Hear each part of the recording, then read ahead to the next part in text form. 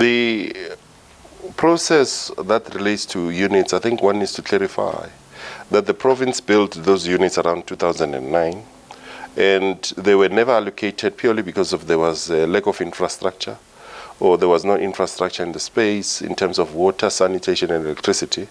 The city took a decision to rehabilitate those units and provide the necessary infrastructure. The electricity that I'm referring to in terms of Kiani would then allow for electricity to be provided at the vacant units, and they will be allocated to qualifying beneficiaries, like the first phase of the units that have been allocated, and we are using Joshco as an entity on our behalf to manage those units.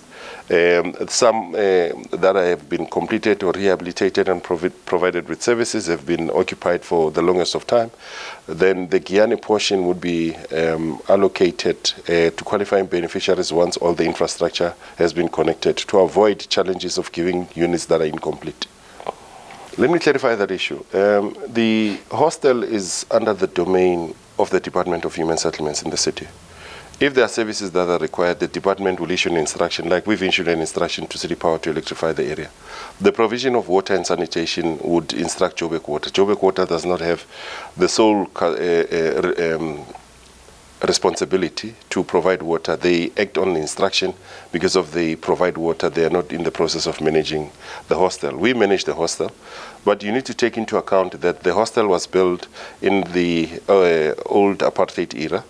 And the situation is that the infrastructure in the space was not provided or is non-functional. And the department, together with the provincial department, have initiated a process to assess the bulk capacity within the 13 hostels that we have throughout the city, to assist in ensuring that everybody gets access to services that are decent, services that would be able to make households to be habitable where they live, and they would access services like any other, whether it's your water, electricity.